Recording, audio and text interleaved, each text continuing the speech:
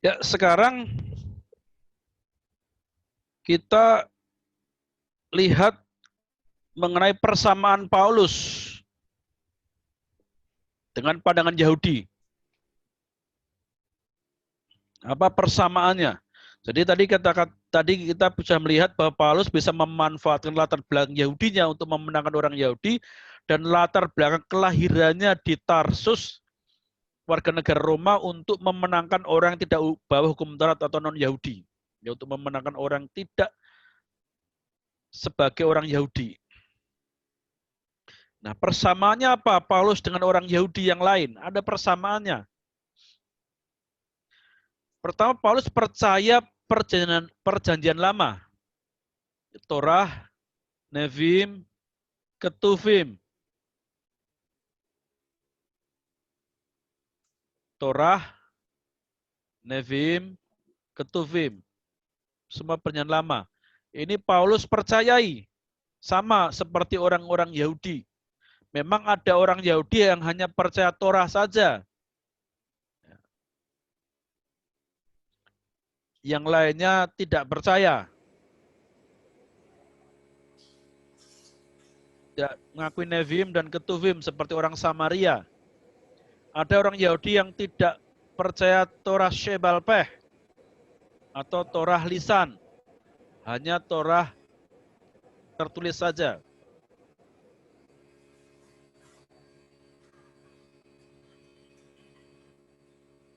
Itu persamaan pertama Paulus. Apa yang dikatakannya di sini? Tetapi hendaklah engkau tetap berpegang pada kebenaran yang telah engkau terima dan engkau yakini, dengan selalu mengingat orang yang telah mengajarkannya kepadamu. Ingatlah juga bahwa dari kecil engkau sudah mengenal kitab suci yang dapat memberi hikmat kepadamu dan menuntun engkau kepada keselamatan oleh iman kepada Kristus Yesus. Jadi Paulus percaya kitab suci. Kitab suci yang dimaksud adalah Torah, Nevim, Ketuvim ini. Tanak. Ya, Torah, Nevim, Ketuvim ini disingkat menjadi Tanak. Torah berarti hukum kitab Taurat, Nevim kitab nabi-nabi, Ketuvim tulisan-tulisan suci. Tetapi di sini Paulus meyakini bahwa kitab suci perjanjian lama itu menuntun orang kepada keselamatan oleh iman kepada Yesus Kristus. Ya, jadi Torah ini diyakini Paulus justru menuntun kepada Kristus Yesus. Jadi apa yang dikatakan Paulus ini tidak bertentangan dengan apa yang dikatakan Yesus.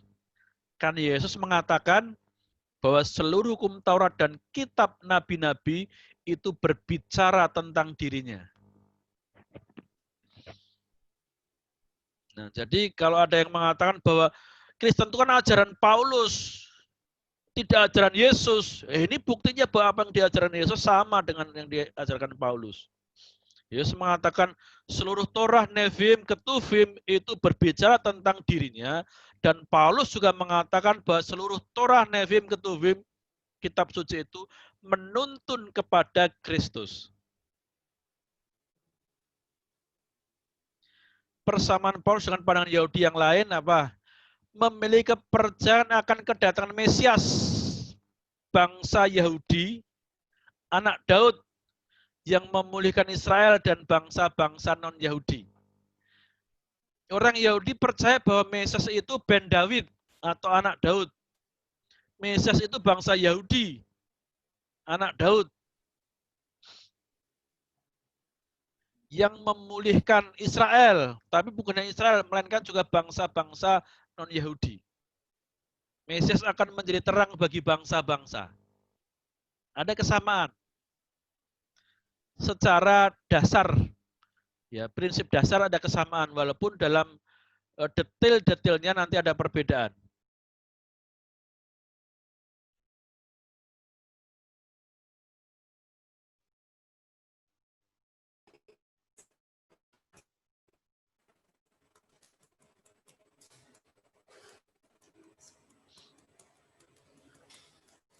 Yang ketiga, Paulus percaya bahwa kekristenan bukan agama yang baru, yang menggantikan ajaran atau agama Yahudi. Ya, ini kita perlu tahu ya, kekristenan bukan agama baru yang menggantikan ajaran atau agama Yahudi, melainkan kelanjutan dan penggenapan dari agama Yahudi. Apa yang dicari agama Yahudi itu ada di dalam ajaran Kristen. Itu keyakinan Paulus. Ya, jadi ini memang berbeda ya. Tapi pengertian begini, Paulus percaya bahwa Kristen bukan agama baru yang menggantikan ajaran atau agama Yahudi. Karena orang Kristen pada waktu itu yang masih dianggap sama salah satu sekte Yahudi. Disebut sebagai sekte jalan Tuhan. Jadi bukan sesuatu yang baru. Tetapi kemudian Paulus menambahkan bahwa kekristenan itu kelanjutan atau penggenapan dari agama Yahudi. Dikatakan bahwa Yesus itu bukan salah satu pengajar baru Rafi, tetapi bahkan Yesus itu merupakan pokok zaitun di mana bangsa-bangsa Yahudi itu cabang-cabangnya itu tertanam di sana.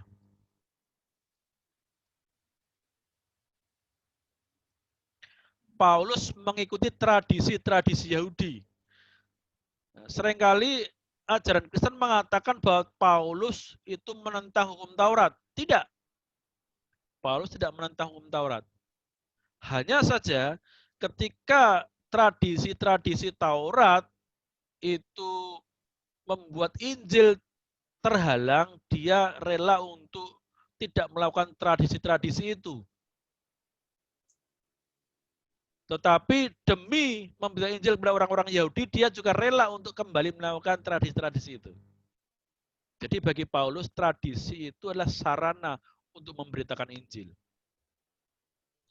Artinya Paulus tidak menolak budaya tradisi, tetapi dia memanfaatkan tradisi untuk memberitakan Injil.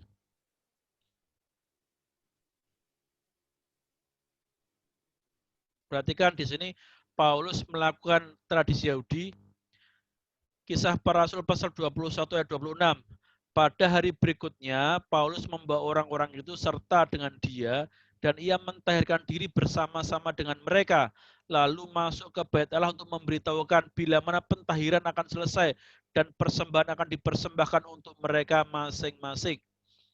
Ini kisah Rasul pasal 21, ini konteksnya Rasul Paulus datang ke Yerusalem. Lalu muncullah isu bahwa Paulus itu menentang tradisi Yahudi dan mengajarkan bahwa orang Yahudi tidak perlu melakukan tradisi-tradisi Yahudi mereka karena sudah percaya Yesus. Padahal Paulus tidak mengatakan demikian. Paulus hanya mengatakan untuk orang-orang non-Yahudi tidak harus mengikuti tradisi-tradisi Yahudi. Tetapi diputar balikkan oleh orang-orang Yahudi, oleh tokoh-tokoh agama Yahudi yang tinggal di luar Israel untuk menghancurkan Paulus. Maka kemudian untuk membuktikan itu, kemudian rasul-rasul mengatakan supaya Paulus menunjukkan bahwa dia masih mengikuti tradisi Yahudi. Lalu Paulus diminta untuk mentahirkan diri dan mengikuti ritual-ritual Yahudi untuk menunjukkan bahwa dia masih orang Yahudi.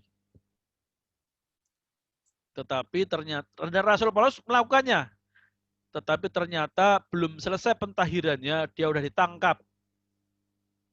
Karena fitnahan. Jadi Paulus tidak menentang tradisi-tradisi Yahudi untuk orang Yahudi. Ya Paulus hanya menentang kalau orang non-Yahudi dipaksa melakukan tradisi Yahudi. Nah, yang kebalik sekarang adalah banyak orang-orang non-Yahudi mengikuti tradisi-tradisi Yahudi. Jadi orang Kristen harus mengikuti tradisi Yahudi lagi. Nah ini kan sebenarnya kebalik.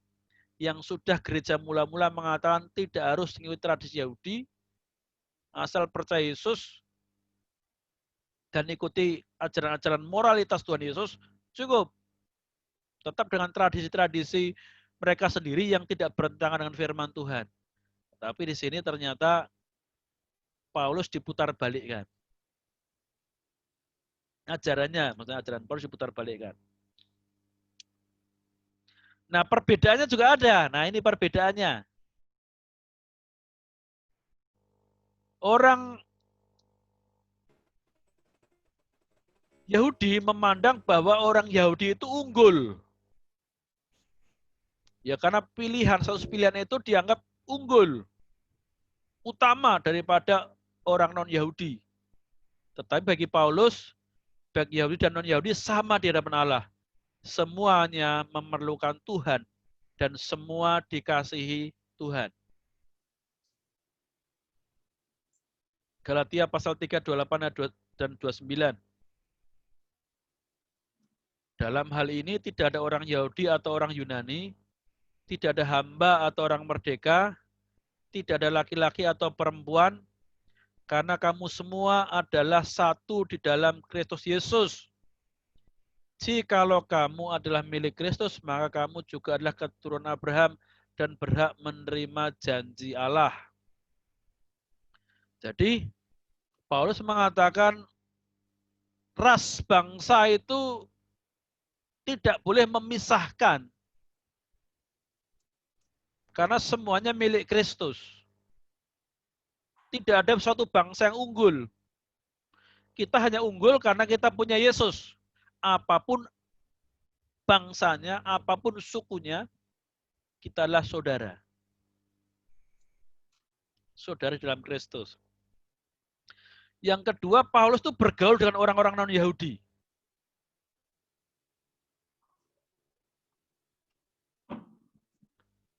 Orang-orang non-Yahudi itu tidak mau bergaul. Walaupun mereka hidup, mereka berdagang, butuh orang non-Yahudi untuk hidup mereka, tapi anehnya mereka tidak mau bergaul.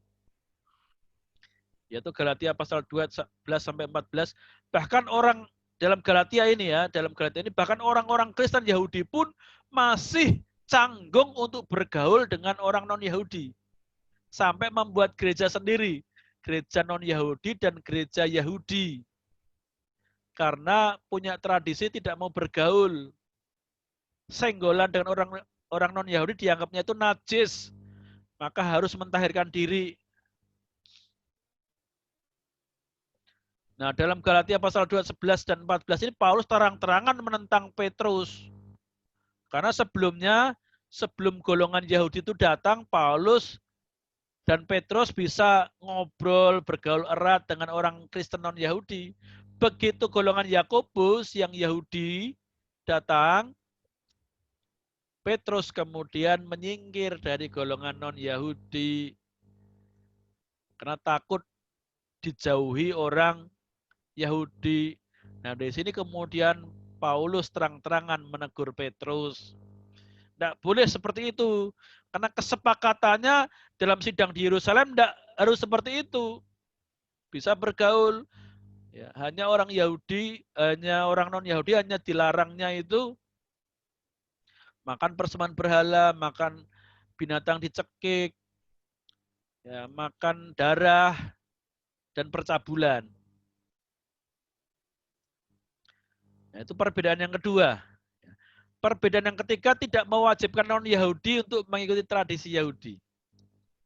Sementara kalau Yudaisme, orang non-Yahudi yang mau jadi orang Yahudi harus mengikuti tradisi Yahudi. Bahkan diberi beban lebih berat daripada orang Yahudi sendiri. Tapi kalau ajaran Paulus tidak seperti itu.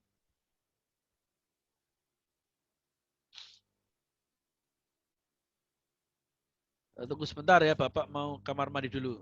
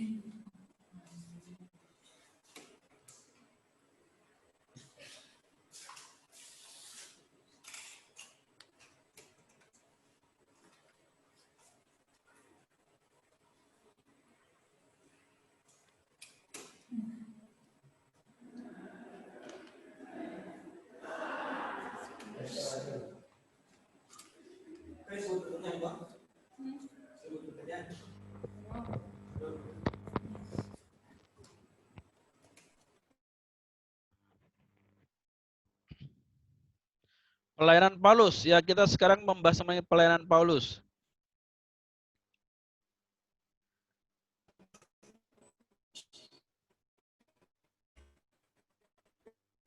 Galatia pasal 27, tetapi sebaliknya setelah mereka melihat kepadaku telah dipercayakan pemberitaan Injil untuk orang-orang tidak bersunat sama seperti kepada Petrus untuk orang-orang bersunat. Nah, jadi pelayan Paulus sudah jelas panggilannya adalah untuk orang-orang non-Yahudi. Maka Rasul disebut Rasul untuk bangsa non-Yahudi. Walaupun dalam pelayanannya dia juga memberitakan Injil kepada bangsa Yahudi. Bahkan untuk pertama kali setiap dia melakukan perjalanan misinya, yang dia cari adalah sinagog. Yang pertama kali dia datangi adalah orang Yahudi. Kemudian lewat orang Yahudi itu dia mulai memberitakan Injil kepada orang non-Yahudi. Bukan berarti hanya orang Yahudi saja atau orang non-Yahudi saja yang diinjili, tidak. Orang Yahudi pun juga diinjili, tetapi Paulus yakin bahwa pemberitaannya itu untuk bangsa-bangsa non-Yahudi, sehingga dia menggunakan orang Yahudi untuk menjangkau orang non-Yahudi. Penjangkauan orang Yahudi bukan berhenti pada orang Yahudi saja, tetapi kemudian menjangkau bangsa-bangsa lain.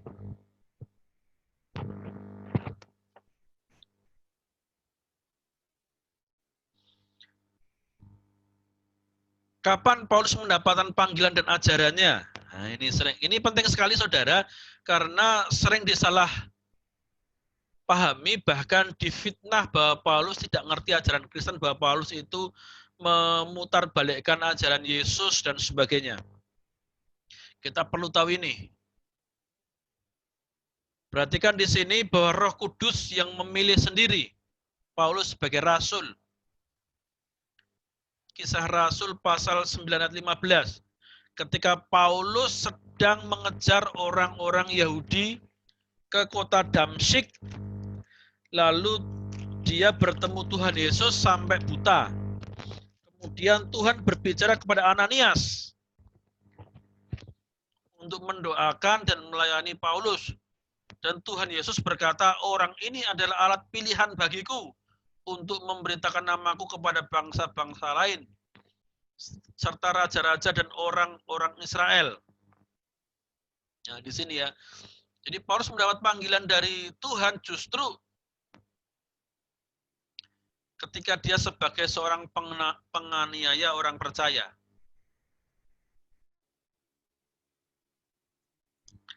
Pilihannya, panggilannya itu memang dari Tuhan langsung, tapi apakah begitu Paulus mendapat panggilan ini langsung dia menjadi rasul? Tidak, ada proses. Galatia pasal 1 ayat 11 sampai 12. Injil yang kuberitakan itu bukan Injil manusia, karena aku bukan menerimanya dari manusia. Dan bukan manusia yang mengajarkannya kepadaku, tetapi aku menerimanya oleh pernyataan Yesus Kristus. Jadi secara ajaib, Paulus ini mendapatkan pengajaran dari Yesus. Yesus yang sudah dimuliakan, bukan Yesus yang lahir sebagai manusia, tetapi Yesus yang sudah dimuliakan. Itu ajaibnya. Ya, pengajaran Paulus. Tapi apakah pengajarannya bertentangan? Dan hebatnya, yang diajarkan itu tidak bertentangan dengan ajaran rasul-rasul yang lain. Bahkan dikatakan sangat dalam. Memang Paulus mendapatkan pengajaran dari pernyataan Yesus Kristus, diajar Yesus. Tetapi bukan berarti tidak berkomunikasi tentang pernyataan Tuhan yang didapatnya secara khusus kepada rasul-rasul yang lain. Dia juga kemudian berkomunikasi dengan rasul yang lain tentang apa yang dia terima itu. Sehingga kemudian Petrus, Yakobus berjabat tangan. Itu menandakan bahwa menerima Rasul Paulus dan ajarannya tidak bertentangan dengan ajaran rasul-rasul yang lain. Kapan pengakuan kerasulan Paulus? Kalau kita lihat di sini tadi bahwa Paulus dipanggil itu ketika Paulus dalam perjalanan ke Damsyik, di tengah jalan ketemu Tuhan Yesus dalam kemuliaannya sampai matanya buta karena melihat kemuliaan Tuhan tidak sanggup. Lalu Ananias disuruh untuk mendoakan Paulus. Dan Ananias mendapat pernyataan Tuhan bahwa Paulus dipilih sebagai alat bagi Tuhan Yesus. Tetapi tidak serta-merta menjadi rasul. Kapan dia menjadi rasul? Nah, proses pengangkatan sebagai rasul itu lama. Standar Alkitab jelas. Ya, bahkan dikatakan sebagai diaken, sebagai gembala sidang. Jangan orang yang baru bertobat. Artinya sebagai pemimpin agama, pemimpin gereja itu tidak boleh orang yang baru bertobat. Masa Paulus yang orang baru bertobat terus menjadi rasul? Tidak. Ada prosesnya. Jadi begitu Paulus bertobat tidak serta-merta menjadi rasul walaupun dia sudah memberitakan Injil. Nah di sini ya saudara prosesnya. Setelah Paulus bertobat, ia dilayani oleh Ananias di Damsyik. Kisah Para Rasul pasal 9. Di Damsyik dia mau dibunuh oleh orang Yahudi karena dia membuktikan kemesiasan Yesus dengan perjanjian lama. Wah ya. Jadi Paulus bisa membuktikan kemesiasan Yesus dari perjanjian lama. Membuat orang-orang Yahudi marah. Kaget, terus marah. Karena apa? Orang Yahudi bertemu dengan Paulus berharap mendapatkan motivasi untuk terus menyerang orang Kristen, membumiamuskan orang Kristen. Tetapi ternyata ketika ketemu dengan Paulus, pikirnya mau menyusun strategi bagaimana menangkap orang Kristen, ternyata malah Paulus menginjili mereka, lalu membuktikan Yesus adalah Mesias. Orang Yahudi marah, maka Paulus mau dibunuh. Lalu dia melarikan diri kembali ke Yerusalem. Dari Damsyik, lari lagi kembali ke Yerusalem. Tempat dia sedang belajar dididik di sana. Tinggal di sana.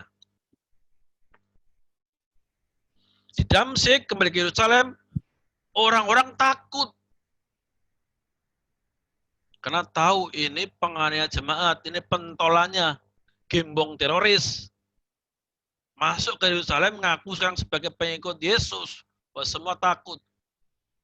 Tetapi Barnabas, salah satu 70 murid. Jadi Barnabas inilah rasul salah satu 70 murid. Barnabas ini bukan orang tiba-tiba muncul. Murid Yesus itu ada 12 murid, itu melambangkan 12 suku Israel, itu 12 rasul. Tetapi juga punya 70 rasul yang lain. Yang melambangkan anak-anak Israel waktu dibawa ke Mesir. Suku-suku puak-puak Bani Israel keluar dari Mesir ada 70 suku. Dari 12 suku menjadi 70 puak. Maka Yesus mempunyai rasul 70. Barnabas salah satu rasulnya.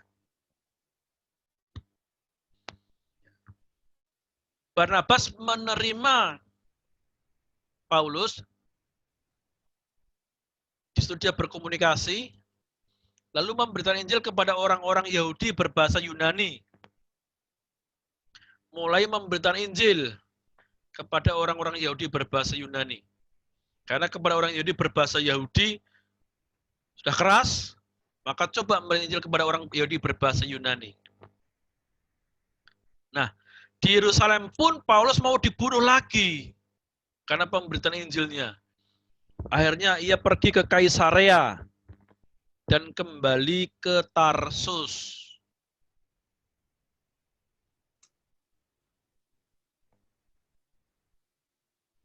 Nah, dari Tarsus ia 3 tahun ke Arab dan ke Damsyik, lalu kembali lagi ke Tarsus lagi. Dari Tarsus ke Arab, ya di sana justru dia melakukan persekutuan dengan Tuhan lebih jauh lagi untuk belajar tentang ajaran Kristen, lalu ke Damsyik, mungkin menemui Ananias lagi, apa yang dia dapatkan pelajari di Arab itu kemudian dia komunikasikan kepada Ananias yang pertama kali melayani dia, lalu kembali ke Tarsus. Nah, sampai di sini Paulus belum jadi apa-apa, belum jadi rasul, hanya penginjil saja. Nah, pertanyaan kapan Paulus menjadi rasul?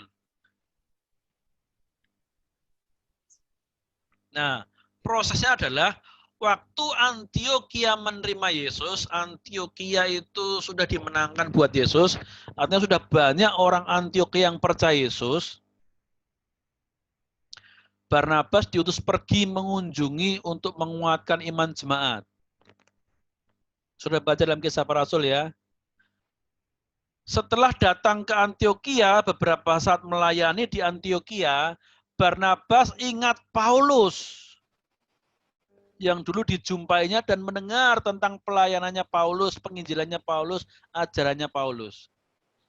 Lalu Barnabas pergi ke Tarsus untuk mencari Paulus dan dibawa ke Antioquia. Diajak untuk melayani di sana. Di Antioquia, Barnabas dan Paulus ini di Antioquia ini Paulus belum menjadi pemimpin jemaat. Nah, dari Antioquia, Barnabas dan Paulus diberi tugas membawa sumbangan kepada gereja Yerusalem. Karena jemaat Yerusalem mengalami kemiskinan akibat penganiayaan Herodes. Nah, pada waktu itu karena penganiayaan Herodes ini, Yakobus, salah satu 12 rasul dibunuh. Ini pembunuhan 12 rasul yang pertama. Yang menjadi martir di antara 12 rasul, Yakobus. Ini bukan Yakobus yang saudaranya Tuhan Yesus, tapi Yakobus yang saudaranya Yohanes. 3 pemimpin dari 12 rasul, Paulus, Yakobus, dan Yohanes. Ya, jadi Yakobus itu salah satu pemimpin rasul, dibunuh. Jemaat Israel mengalami kemiskinan, mereka bersembunyi, nggak bisa bekerja bebas. Maka kemudian Barnabas dan Paulus diberi tugas membawa sumbangan ke Yerusalem.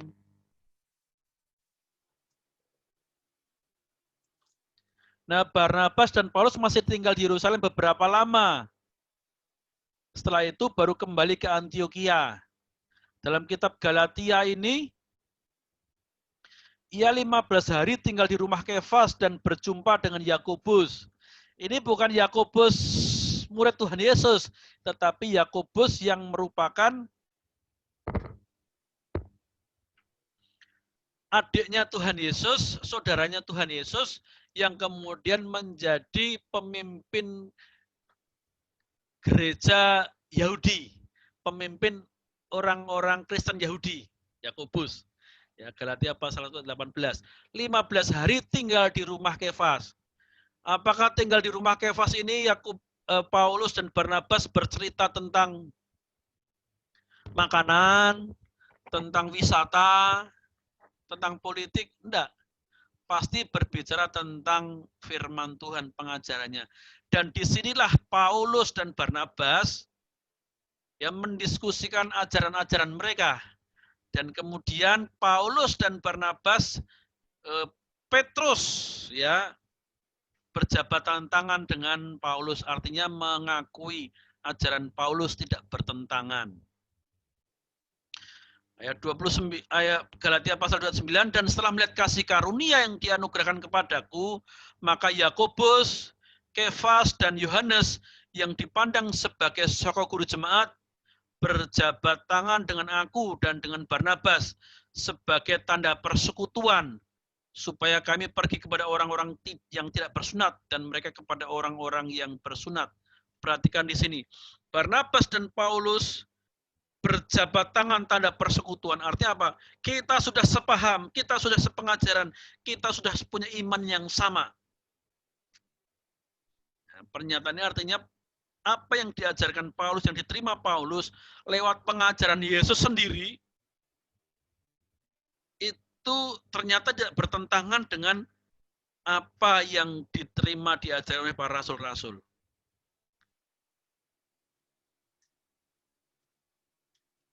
Jadi yang diajarkan Paulus tidak bertentangan dengan rasul-rasul. Maka Paulus mau berjabat tangan. Kalau Paulus salah, pasti Yakobus, Kefas, dan Yohanes tidak akan mau berjabat tangan tanda persekutuan. Satu iman, satu hati untuk Tuhan. Ini di sini, yang mereka berjabat tangan erat. Hanya mereka membagi wilayah pelayanan mereka. Yohanes, Kefas, dan Yakobus kepada orang-orang bersunat. Paulus dan Barnabas, dua-duanya juga orang Yahudi, tetapi mereka fokus kepada orang-orang tidak bersunat atau orang-orang non-Yahudi.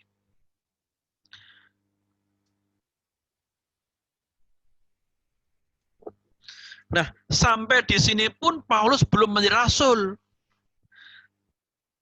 Dia masih mengikuti Barnabas sebagai mentornya. Sudah berjabatan erat untuk menjadi pemberita Injil, tapi belum diangkat kerasulannya.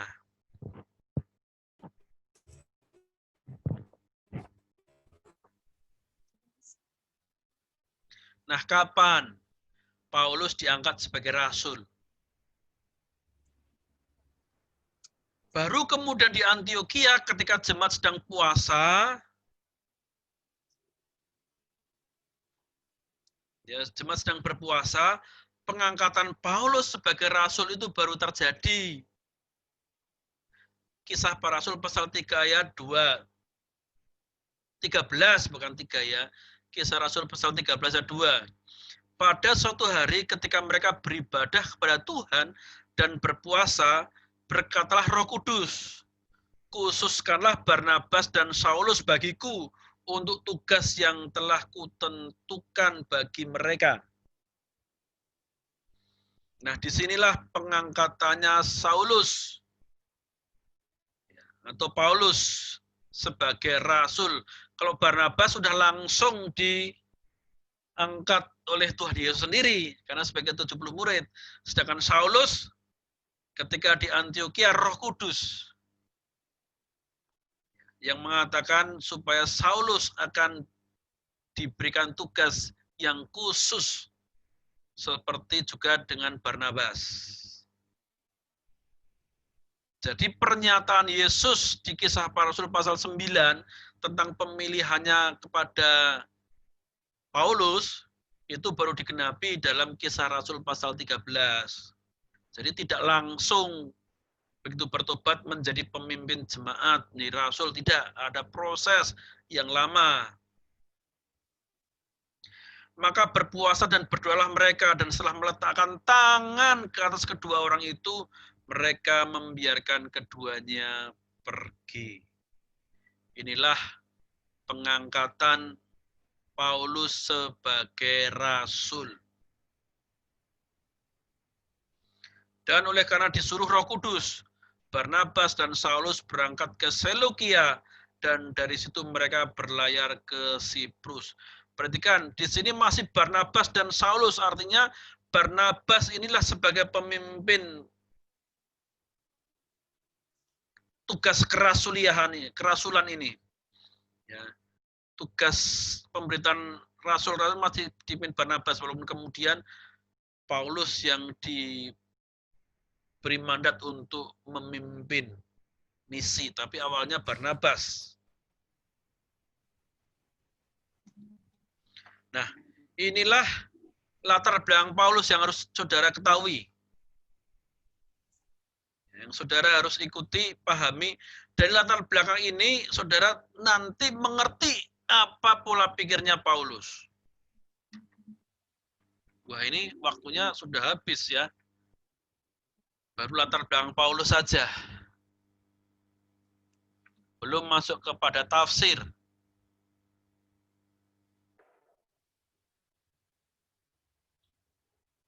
Nah, sekarang kita mau masuk pada tafsir ya. Masih ada waktu 1/4 jam kita coba masuk dalam tafsir. Masih ada semua di kelas enggak atau sudah pada keluar, pada tidur? Masih ada. Coba masih ada enggak itu belakang-belakang lihat. Nah, masih ada semua? Yang laki-laki? Masih. Bukan muhrimnya, nggak boleh dekat-dekat ya, kayak kelihatan. Ya baik, akan Bapak lanjutkan ya pada pelajaran tafsir sekarang.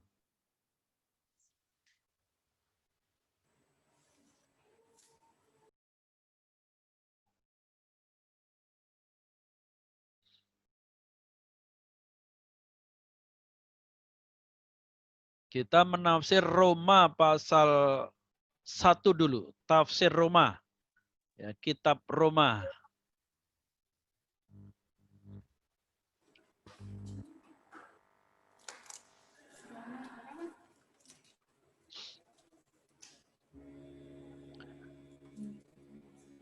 Kitab Roma masuk dalam pengantar surat. Nah, pengantar surat ini bagian awalnya bagian pembukaan. Dalam pembukaan ini pasal 1 ayat 1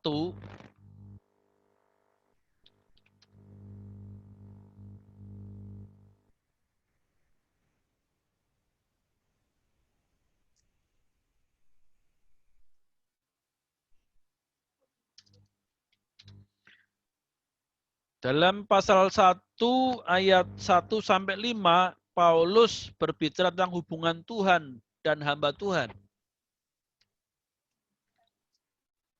Bagian pertama adalah perkenalan Paulus selaku pengirim surat. Dari Paulus, hamba Kristus Yesus yang dipanggil menjadi rasul dan dikuduskan untuk memberitakan Injil Allah. Ketika Paulus mengatakan dari hamba Kristus yang dipanggil menjadi rasul, itu artinya Paulus mengakui keilahian Yesus.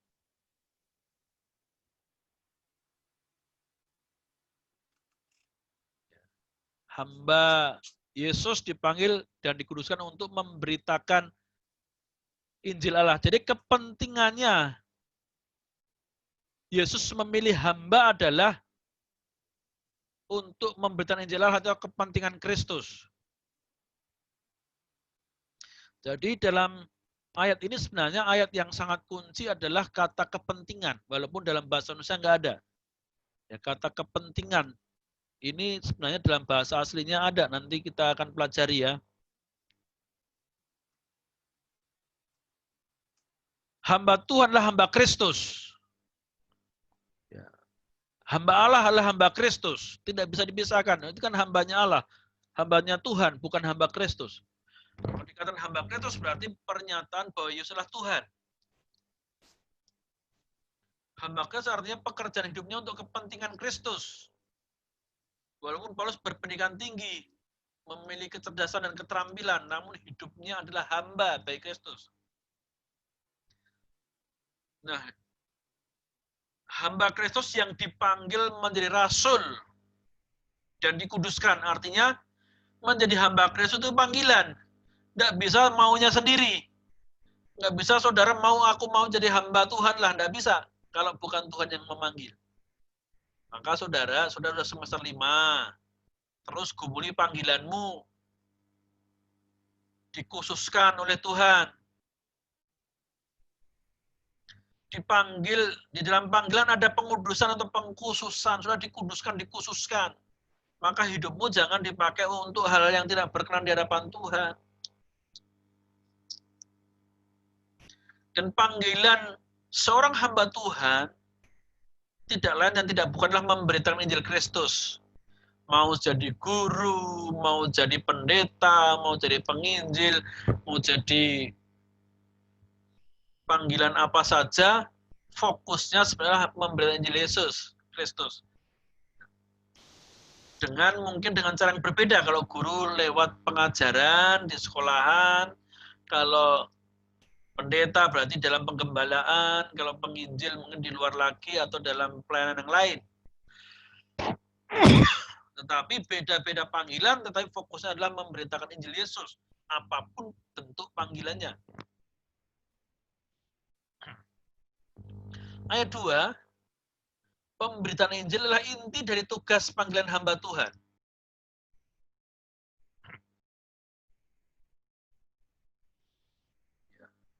tugas hamba Tuhan intinya adalah memberitakan Injil, bukan yang lain. Yang lainnya itu sekunder atau sampingan, bukan yang utama. Injil itu telah dijanjikannya sebelumnya dengan perantara nabi-nabinya dalam kitab-kitab suci. Nah, Injil itu sebenarnya bukan kitab. Lalu kalau ada kitab Injil itu kitab yang berisi tentang Injil. Tapi Injil itu bukan kitab. Injil itu apa? Injil adalah penggenapan janji tentang Kristus, kedatangan Kristus. Dalam Yesaya 61 ayat 1.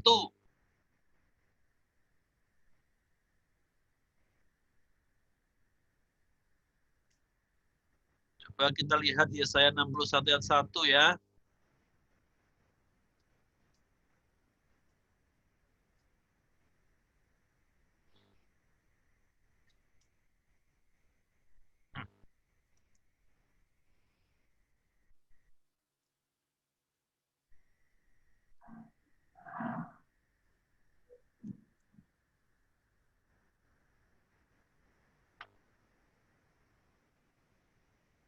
Coba dibaca itu, Yesaya 61 ayat 1. Roh Tuhan Allah ada padaku, oleh karena Tuhan telah mengurapi aku. Ia telah mengutus aku untuk menyampaikan kabar baik kepada orang-orang sengsara dan merawat orang-orang yang remuk hati, untuk memberitakan pembebasan kepada orang-orang tawanan dan kepada orang-orang yang terkurung kelepasan dari penjara. Inilah Injil. Janji kedatangan orang yang diurapi, itulah Injil. Ya, jadi kedatangan orang diurapi itu siapa?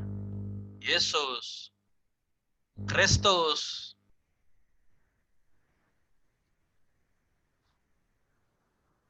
Janji itu disampaikan oleh nabi-nabi dan tertulis dalam kitab suci. Sama seperti yang dikatakan Yesus tadi, bahwa seluruh kitab Taurat dan kitab nabi-nabi berbicara tentang dirinya.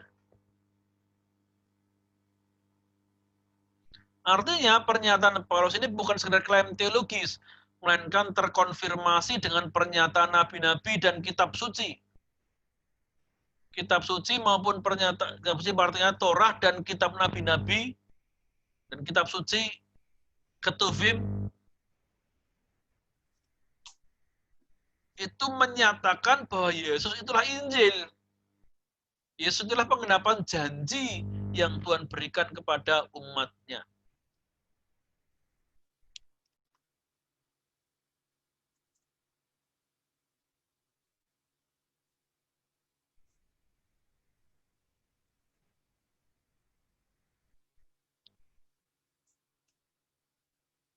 Kitab suci yang dimaksud adalah perjanjian lama, yaitu jadi Paulus menilai perjanjian lama sebagai kitab suci. Tanak ya, Torah, Neviim, Ketuvim.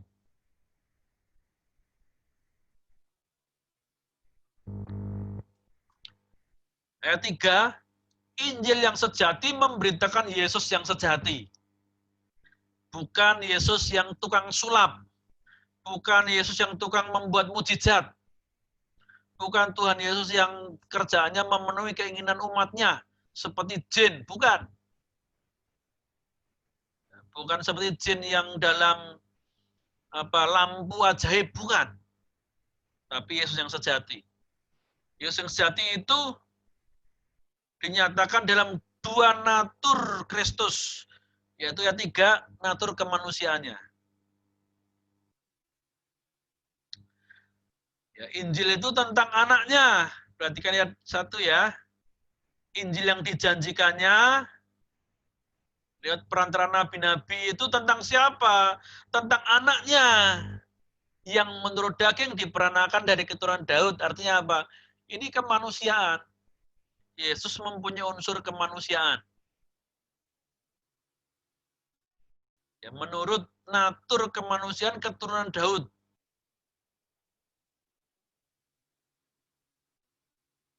Lalu natur yang kedua adalah natur keilahiannya. Dan menurut roh kekudusan dinyatakan oleh kebangkitannya dari antara orang mati. bahwa ia adalah anak Allah yang berkuasa, Tuhan Kristus, Yesus Kristus Tuhan kita. Nah, kata menurut roh kekudusan adalah memiliki arti menurut natur keilahian. Ya, menurut natur keilahian, Yesus adalah anak Allah. Jadi natur keilahiannya adalah anak Allah yang berkuasa. Nah, di ayat ini artinya adalah Paulus mengatakan, ya di ayat 3 dan 4 ini, Paulus menjelaskan bahwa Yesus adalah Allah yang sejati dan manusia yang sejati. Rasul Yohanes juga mengatakan barang siapa memberitakan tidak mengakui Yesus yang dari Allah telah datang dalam rupa manusia, dialah antikristus. Jadi ajaran Paulus juga tidak bertentangan dengan ajaran Rasul Yohanes. Sama, tidak bertentangan. Dwi natur yang diajarkan Paulus sama dengan dwi natur yang diajarkan oleh Yohanes.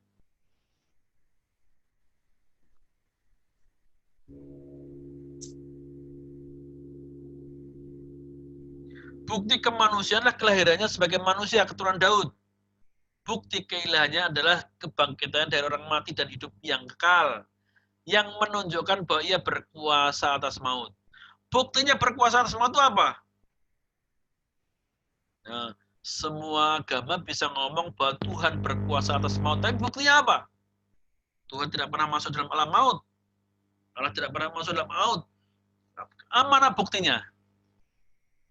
Nah, hanya Yesuslah, hanya dalam iman Kristenlah ada terbukti bahwa Tuhan berkuasa atas maut. Karena maut tidak bisa membuat Yesus mati selama-lamanya.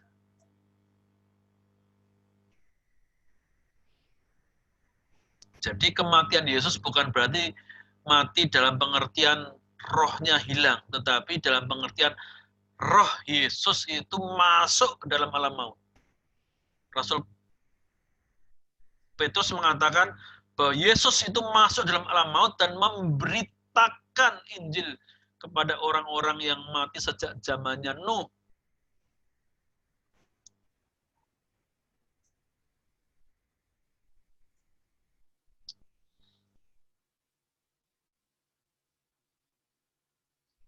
Ayat yang kelima, berbicara sasaran atau tujuan panggilan hamba Tuhan. Jadi pembukaan itu pasal 1 ayat 1 sampai ayat 5. Dengan perantaranya kami menerima kasih karunia dan jabatan rasul untuk menuntun semua bangsa supaya mereka percaya dan taat kepada namanya. Karunia maupun jabatan dalam pelayanan adalah pemberian Allah. Namun tujuan pemberian anugerah baik karunia maupun jabatan dalam pelayanan adalah untuk kepentingan umat, bukan untuk kepentingan pribadi hamba Tuhan. Nah, supaya percaya dan taat kepada namanya itu sebenarnya taat itu pengertian supaya percaya demi kepentingan namanya. Kalau bahasa aslinya itu, ya, dalam tafsirannya Bapak Dave Hagelberg itu dikatakan supaya percaya demi kepentingan namanya. Demi kepentingan namanya. Kalau tadi di pasal 1 tadi dipilih untuk kepentingan Kristus. Ayat 5 ditegaskan lagi supaya semua bangsa, rasul-rasul dipilih untuk kepentingan Yesus, lalu bangsa-bangsa yang dituntun juga supaya percaya dan taat untuk kepentingan namanya.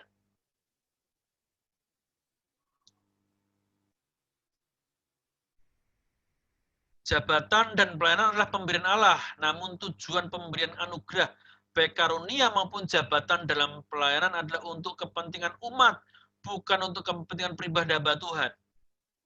Tujuannya adalah agar umat percaya dan taat demi kepentingan namanya, atau kepada namanya. Pengertian kata semua bangsa artinya Allah tidak pilih kasih dalam menyelamatkan. Keselamatan tidak hak eksklusif bangsa tertentu, tetapi diberikan atau terbuka bagi semua bangsa yang menerima Yesus. Nah, ini bagian pembukaan.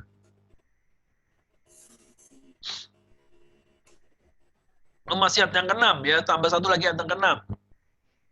Harusnya bagian atas tadi 1-6 ya, bukan 1-5.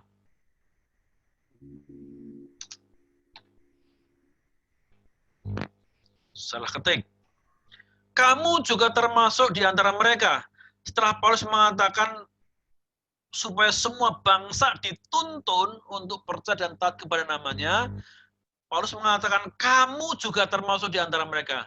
Ketika Paulus berbicara kamu, itu artinya Paulus menegaskan bahwa umat di Roma juga dituntun supaya percaya dan taat demi kepentingan namanya. Kamu yang telah dipanggil menjadi milik Yesus. Jadi tidak hanya untuk percaya, tapi untuk taat demi kepentingan nama Tuhan. Nah, Paulus menegaskan bahwa umat di Roma meskipun tidak didirikan oleh rasul-rasul secara langsung, namun juga dipanggil menjadi milik Yesus Kristus. Tidak harus didirikan oleh rasul secara langsung, tetapi semua yang percaya Yesus adalah milik Yesus. Artinya, umat di Roma juga dituntun untuk percaya dan taat kepada Kristus dan hidup demi kepentingan nama Yesus Kristus. Ya, oke, waktu kita habis.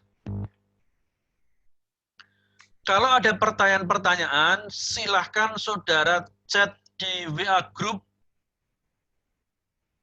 Ya, chat di WA Group supaya minggu depan kita bisa bahas bersama-sama.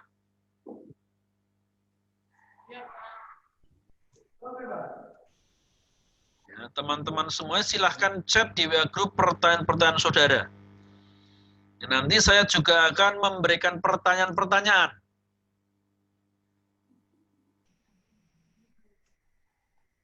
Saya memberikan pertanyaan-pertanyaan di WA Group juga yang saudara harus menjawabnya sesuai dengan materi yang sudah saya bagikan. Ya. Siapa? Baik, kita akan akhiri dalam doa. Tadi nggak mulai dalam doa karena suara saudara nggak masuk ya. Harusnya doa yang saudara memimpin doa. Dan itu saya yang memimpin doa ya untuk mengakhiri perkuliahan kita ini. Mari kita berdoa. Bapak Surgawi, kami bersyukur pada pagi ini kami boleh kuliah belajar tentang tafsir Perjanjian Baru yang pertama. Kami boleh masuk dalam ajaran Paulus, latar belakang Paulus, dan juga masuk dalam kitab Roma. Kiranya apa yang kami pelajari ini sungguh boleh memberkati kami, menguatkan kami, melengkapi kami sebagai orang percaya. Terima kasih Bapak. Kami mengakhiri perkuliahan ini, Tuhan dimuliakan dalam kehidupan kami. Dalam nama Tuhan Yesus kami berdoa. Amin. Salam semuanya. Salam Pak. Ya, kita akhiri sampai di sini. Tuhan Yesus memberkati. Amin.